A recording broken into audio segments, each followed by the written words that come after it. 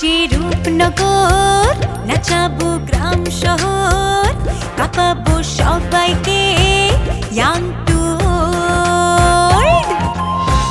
আমারে জানাতে ইশারা কাবতে হয়ে যাবে সবাই শূন্যতে বোর। নগরের আমি রূপালী গোর, রূপনগরের আমি রূপালী গোর, রূপনগরের আমি রূপালী গোর। আমি যে রূপনগর, নাচাবো গ্রাম শহর, কাঁপাবো সবাইকে ইয়াং টু ওল্ড। আমার খুব ভয় লাগতেছে, এভাবে চলতে থাকলে কিন্তু বড় কিছু একটা ঘটা যাইব। ভয় লাগারই কথা, কারণ পরিস্থিতি দিন দিন নিয়ন্ত্রণের বাইরে চলে যেতেছে ভাবি। ও বস, এই দুটাই তো আমার মাথা পুরো গরম করে দিছে বস। আপনি শুধু একটা অনুমতি দেন, এই দুইটা আমি সানডে মানডে কোস করে দেব, কোস খালাস। আমার পোলারে প্ল্যান করে নিয়ে গেছে, প্ল্যান করে নিয়ে গেছে আমার পোলারে। আমারও তাই মনে হয় চাচা। শোন, এর শেষ আমি দেখে সারুম। মারুফরে তোমার খুঁজা দিতে হইব। আমি জানি না ও কই আছে, কেমন আছে, ও বাইচে আছে না মরে গেছে সেটা পর্যন্ত আমি জানি না। তুমি সাহায্যটুকু অন্তত করো আমারে। আমি যেদিন বাচ্চু চেয়ারম্যানের বাড়িতে গেছিলাম, আমি ভাবছিলাম ওরা হয়তো কোনো একটা হদিস আমার দিতে পারবে, কিন্তু আমি না ওরা অনুপস্থিত বেশি ফিল করছি। আচ্ছা ঠিক আছে, এত ইমোশনাল দরকার নাই, শান্ত হও।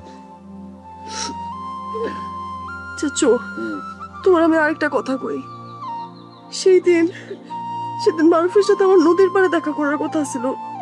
ও আমার জন্য একটা ব্রেসলেট কিনছিল, যেটার টাকা ফুল নোটটা দিতেছিল।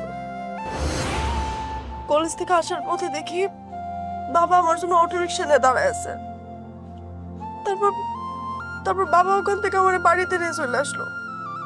তারপর জানো চাচু, কিছু বুঝা না ওঠার আগেই আমার হাত থেকে বাবা ফোনটা নিয়ে নিল, যে কার সাথে জানি জমি নিয়ে কথা বলবো। আর এটার জন্য আমি মারুফের কোনো খোঁজ খবরই নিতে পারি নাই। তারপরে শুনলাম যে জীবন মাঝি নাকি মারুফরে ফোন দিয়ে বলছে যে আমি নাকি তার আগে নদীর পাড়ে গিয়ে তার জন্য বসে আছি। তারপর মারুফ সেই কথা বলে নদীর পাড়ে গেল। তারপর থেকে উনি খোঁজ। তারপর কি হলো? আমার সন্দেহ চাচু, আমার সন্দেহ এই ঘটনার পিছনে জীবন মাঝি জড়িত। কিন্তু কিন্তু আমার মনে হয় এর পিছনে আরেকজনের হাত আছে। তোর কার সন্দেহ?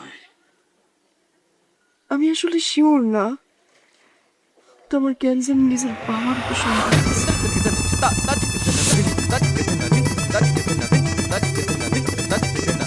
কি কইতাছস রে তা? চাচু, আমি চাই না আমার ধারণা ঠিক হোক। আমি চাই আমি যা ভাবতেছি সেটা ভুল প্রমাণিত হোক। কিন্তু বাবার এমন আচরণ, আমার ফোন নিয়ে নেওয়া, আর হঠাৎ করে সবকিছু মিলা যাওয়া, আমার কেমন জানি লাগতেছে। আর আমার কাছে মনে হইতেছে যে এই সব কিছু একজন প্ল্যান করে করছে। আর বাবা যদি এটাতে জড়িত নাও থাকে, আমার মনে হয় বাবা কিছু একটা জানে।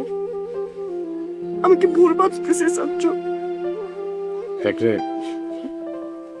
সবকিছু আমরা পরিষ্কার না, আর এই পরিস্থিতিতে তারা ওরা করে কোনো সিদ্ধান্ত নেওয়া ঠিক না।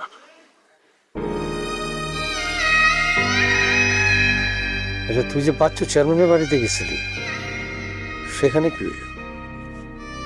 ফুলনুর দাদি, উনি আমার যেভাবে আদর করছে, আমি না আসলে অবাক হয়ে গেছি। কেমনে? সবাই যখন আমার সন্দেহের চোখে দেখতেছিল, যখন বাচ্চু চেয়ারম্যান আমার আটকায় রাখতেছিল, তখন ফুলনুর দাদি আমার কাছে এসে বলল সেটা আমার নাত বউ। উনি আমারে বসাইছে, খাওয়াইছে, মাথায় হাত রাখছে। আমি না বুঝতে পারি নাই চাচ্চু যে আমি কই আছি, শত্রুর বাড়িতে না নিজের বাড়িতে। সে সময় আমার মনে হয়েছে যে মানুষের সম্পর্ক রাজনীতির থেকে অনেক বেশি। চাচ্চু, আমি মারুফে চাই, আমি আসলে ওরে চাই। আমি এসব শত্রুতা, এসব ঝগড়াঝাটি ঝামেলা আমার আর ভালো লাগতেছে না। তাকে আমি বুঝতেছি, আমি বুঝতেছি তোর কষ্টটা। তবে তুই যে অবস্থার মধ্যে আসস এটা কোনো স্বাভাবিক অবস্থা না। এটা সমাধান করাটা খুব কঠিন, সহজ না। তবে একটা জিনিস আমি বুঝতে পারছি, তোর আর মারুফের মধ্যে যে ব্যাপারটা ঘটছে এটা তোর আর মারুফের মধ্যে সীমাবদ্ধ না, এর পিছনে অনেক শক্তি কাজ করতেছে। তাহলে আমি তোর কথা দিতেছি, আমি প্রাণপণে মারুফকে খুঁজে বাইর করার চেষ্টা করব। সত্যি বলতেছো চাচ্চু? তুই সাবধানে থাকিস, আর ইমোশনাল হইয়া কোনো বোকামি করিস না। ঠিক আছে, যা, আমি দেখতেছি। কি করি?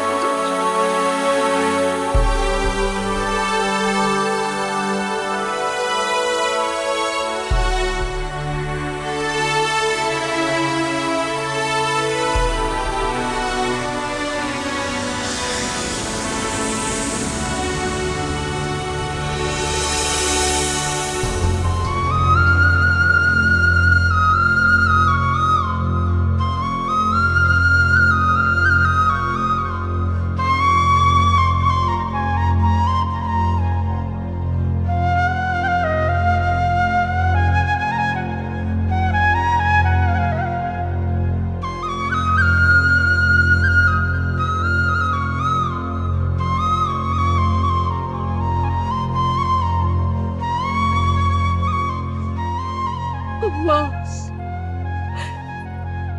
আমার মারুফ হয়ে গেল। আম্মা, আমার যে বুকটারে খালি খালি লাগে আম্মা, শ্বাস নিতে পারি না গো আম্মা। গতকাল পোলাটা আমার কি সুন্দর হাসতেছিল, কত কথা কইতেছিল। আমারে কি কই জানেন? চিন্তা করো না আম্মা, সব ঠিক হয়ে যাইব। আজ আমার পোলাটার কোনো হদিস নাই, কোনো কথা নাই, হাসি মুখ নাই আম্মা।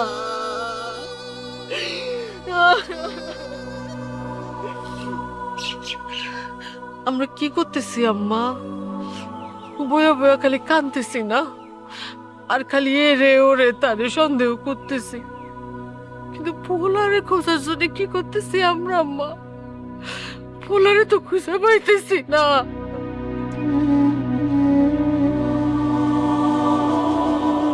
তাই একটা বিষয় লক্ষ্য করছেন? এই যে মাইয়া তানহা কেমন একলা একলা আমাকে বাড়িতে চলে আইলো। মানে এমন একটা পরিস্থিতি, এত অপবাদ মাথায় নিয়েও মাইয়ার কি সাহস, সে একা একা চলে আইছে আমাকে বাড়িতে। এই জন্যে তো কই আমার পছন্দ ভুল হয় নাই। মানে আমার নাত বউ আমার মতোই সাহসী। সাহসী তো বটে, কিন্তু সাহস দিয়া কি সব সমস্যার সমাধান হয় আম্মা? আমরা যদি মায়াডারে আটকায় রাখতাম, একটু চাপ দিতাম, কোনো না কোনো তথ্য ঠিকই বাইর হইতো, আমি হয়তো আমার পোলাটারে ফেরত পাইতাম। না মারুফের মা, তোমার এই চাওয়াটা ঠিক না। কি কর? আমি মা, আমি আমার পোলারে ফেরত চাই, এইটা ঠিক না? চাওয়াটা ঠিক আছে, কিন্তু যে উপায়টার কথা কইতেছ সেইটা ঠিক না। সংসারের শুরুটা যদি অন্যায় দিয়া আরম্ভ হয় তাইলে সেইটা কোনোদিনই শান্তির হয় না, সুখের হয় না, সে সংসার টিকেও না। আজকে যদি অন্যায় করে একটা মাইয়ারে আটকাইতা, সেই অন্যায় একদিন তোমার ঘরে আগুন লাগাইতো। অন্যায় করে কোনো সংসার দাঁড়ায় না, টিকা থাকে না। কিন্তু কিন্তু আমার মারুফ, তোমার মারুফ ঠিকই ফিরে আসবো, আল্লাহর উপর ভরসা রাখো। তাই তো রাখতেছি আম্মা, আল্লাহ তাআলার উপরে ভরসা রাখাই তো পোলার জন্য অপেক্ষা করতেছি। কিন্তু আম্মা, আমার যে রাতে ঘুম হয় না, আমার সামনে যে খালি মারুফ আসে আম্মা, পোলা আমার কিছু খাইলো কিনা, তারে মুখে কোনো খাবার দিতে দিল কিনা, তারে মারলো কিনা, এই চিন্তা করতে করতেই তো আমার রাত পার হয়ে যায় আম্মা।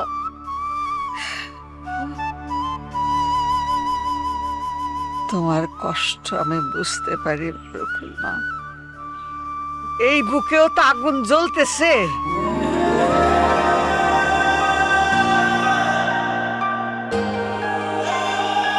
আম্মা, তা নাকি সত্য কথা কইতেছে? সে কি আসলে কিছুই জানে না? এই চোখ ভুল দেখে না, তানহা এক বিন্দু মিথ্যা কথা কয় নাই। তাহলে আমি কেন বুঝি না? কে সত্য কে মিথ্যা কেন বুঝি না আমি? পুষ্পা, পুষ্পা, সত্য কেউ চাপা দিয়ে রাখতে পারে না, একদিন শেষ সকলের সামনে আসা ঠিকই দাঁড়াইবে। আপনি যে কেমন করে এমন শক্ত থাকেন আম্মা? ভিতরে আমি শক্ত না গো মারুফের মা, কিন্তু বাইরে আমি শক্ত। শক্ত না থাকলে এই সংসার টিকবো কেমন করে?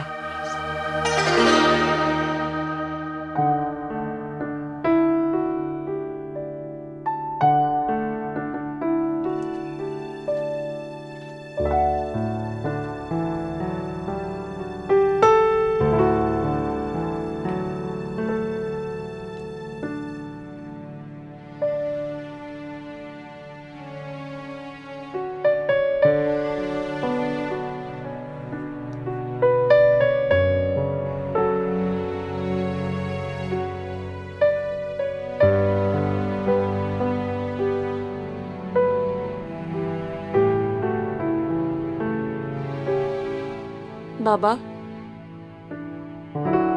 কিরে কিছু কবি? হ, একটা কথা ছিল। বল। তুমি কি মারুফের কোনো খবর পাইছো বা জানো? না রে মা, আমি আবার কেমনে খবর পামো? না, তুমি তো এলাকার সব খবরই রাখো, তাই। দেখ রে মা, এলাকার খবর রাখা আর একটা হারিয়ে যাওয়া মানুষকে খুঁজা বাইর করে কিন্তু এক কথা না রে মা। কিন্তু তুমি চাইলে তো খোঁজ নিতে পারো। খোঁজ তো নিতেছে, পুলিশে খোঁজ নিতেছে, মানুষে খোঁজ নিতেছে, আমি আবার কি খোঁজ করব? বাবা, তুমি কি জানো? না, তুমি যদি কিছু জানো বা খোঁজ দেওয়ার চেষ্টা করো, তেদিকে দেখো না বাবা। তুই কি ভাবতেছস আমি কিছু জানি? না বাবা, আমি এভাবে কই নাই। তাইলে আমি শুধু কইতেছি একটা মানুষ নিখোঁজ, তার মা দাদি সবাই কত চিন্তায় আছে। না মানে তুমি যদি একটু চেষ্টা করতা, এই যে পুরনো শত্রুতা এটা ভুইদা তুমি যদি একটু দেখতে বিষয়টা। শুনতেছি তাদের অবস্থা নাকি খুব শোচনীয়। একমাত্র ছেলের জন্য একটা পরিবার এমনি পাগল হয়ে যেতে পারে, এটা দেখে সবার অনেক কষ্ট হইতেছে। কষ্ট তো আমরাও কম পাই নাই জীবনে। জানি বাবা, কিন্তু কারো কষ্টকে ছোট করে দেখা উচিত না। বাবা, তুমি যদি কোনোভাবে খবর নিতে পারো বা জানতে পারো তাহলে একটু খবরটা নাও বাবা। তুই একটু বেশি আবেগী হয়ে যাইতিস সামিয়া। এমন পরিস্থিতিতে আবেগ আসেই বাবা। দেখ মা, আমি সত্যি চেষ্টা করুন যদি কিছু করা যায়, তবে রোয়া শুয়া করতে হইব। কারণ এই মুহূর্তে আমার পক্ষে আওয়াজ দিয়ে কিছু করা সম্ভব না, পরিস্থিতি খারাপ। আমি একটু এদিক সেদিক গেলেই মানুষ উল্টাপাল্টা কথা কইব। তারপরে তোমার থ্যাঙ্কস বাবা। তুই কি মনে করস আমি একটা মানুষ না? আমার কোনো খারাপ লাগে না? একটা ছেলে হারাইছে, সেই ছেলেটা ফিরে আসুক, আমি তো তাই চাই। অথচ গ্রামের সবাই আমার দিকে আঙ্গুল তুলতেছে। আমি এখন যাই করি না কেন মানুষ আমারই ভুল বুঝবো। বাবা, আমি তোমারে ভুল বুঝতে চাই না। দেখ রে মা, এসব নিয়ে তুই বেশি মাথা ঘামাইস না, সময় হলেই সব ঠিক হয়ে যাবে। আল্লাহ যেন তাই করে বাবা। আর একটা কথা রে মা, তানহার দিকে একটু খেয়াল রাখবি। এই সময়ে বাইরে কম যাওয়া আসা করাই ভালো।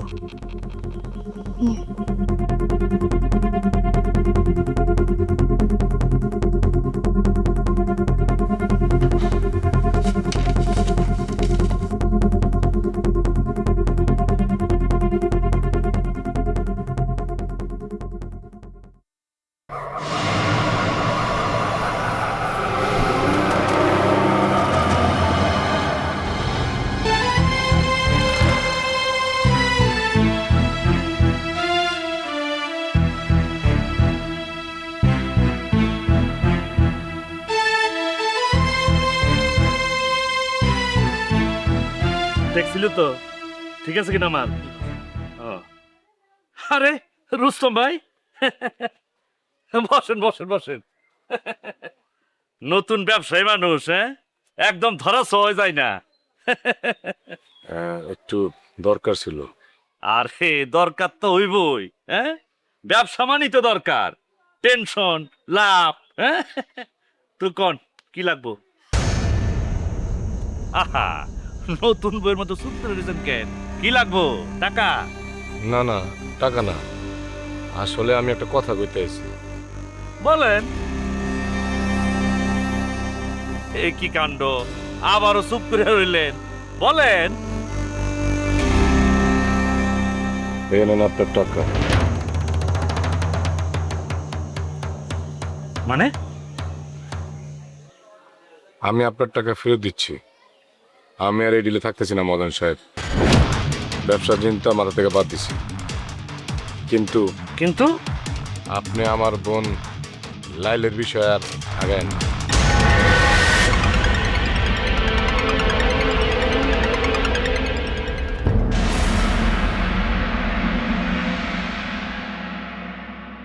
আমগো গ্রাম থেকে কেউ তানহারে উঠাই নিয়ে যাইব, এই বিষয়টা আমার কাছে অস্বাভাবিক লাগতেছে। তারপর আপনি থাকতে এই সংস্কার হওয়ার কথা না। আমি জানি তানহা যেখানে আছে সেইখানে আপনার ছায়া আছে। তো এই কথাটা আপনি আমাকে আগে বললেন না কেন? মাথায় ছিল না আপনার এই কথাটা বলার জন্য আমাকে আগে? এখন বলতেছেন।